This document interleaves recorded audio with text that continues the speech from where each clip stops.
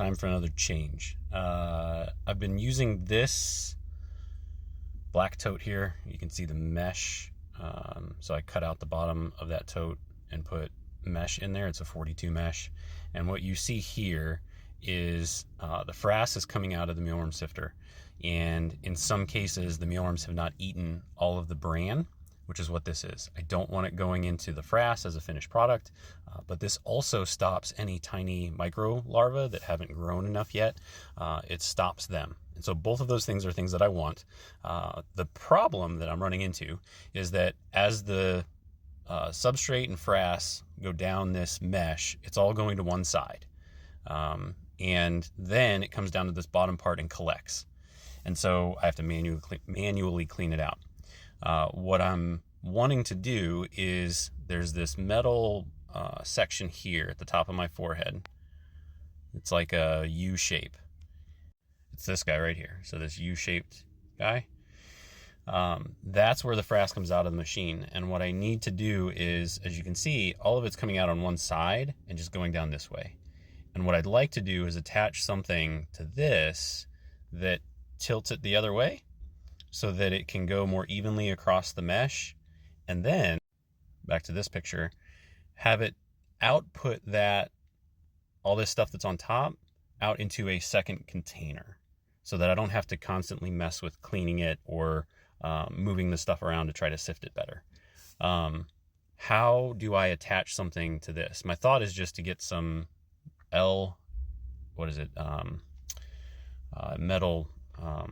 pieces, L-shaped. It's eluding me right now. And then connect it to each one of these, drill some holes up higher so that if this doesn't work, even if it doesn't work, I'll still need to like close those holes, put the bolt in and washer, and that way nothing comes out the side.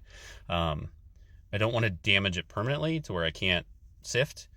And so I could bolt a couple pieces to that because I need this thing, that L or that U-shaped tray section in there vibrates back and forth. And so I want to use that vibration down this way. I totally missed telling you guys that. So that's shaking, except for down here, right? It shakes up here, but down here it's not moving.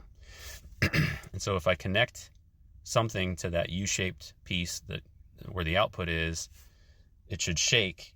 The goal would be to get it to shake all the way down.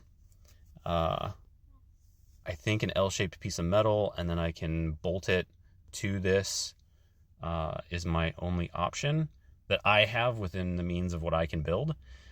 And then to tackle the slant, so back to this guy, this is lower than that, right? See how all of this is collecting here? It's because it's slanted, right? And so what I want to do is I'll have to tilt, right? So this one will be connected here. This one will need to be a little lower, probably still connected up there, but it'll need to be lower so that it's maybe slanted the other way a little bit so that it comes out and spreads across all of the mesh. Instead of just hitting like this, it's hitting one side and we're just completely missing all of the sifting ability over here. Is that going to work?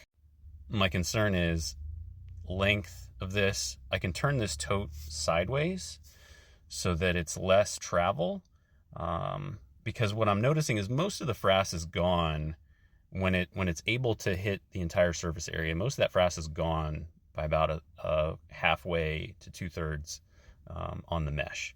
And so I think if I turn this tote sideways and the length of the mesh is shorter, right? Like let's say it's about like that, about the width of one of those totes, I think that's going to be enough space to sift the frass. If it's not, I guess I could always extend it. But my concern is how long can I go here and still be secure? Or is there a better way to go about doing this? I want to try to take advantage of the fact that this is moving. I don't want to have to add another simple machine in here to vibrate or to mess with. I want to keep it simple, and that's simpler for me because it's less stuff I have to configure or deal with. So it's kind of where my head's at right now for this project. That will remove me having to manually mess with any of this stuff. And just allow me to feed the machine and deal with everything else as opposed to this. What do you think? I should add that the volume of this stuff is probably less than 10 pounds in a 3 to 4 hour session. So it's not a lot of volume either, but there's a lot of frass coming out.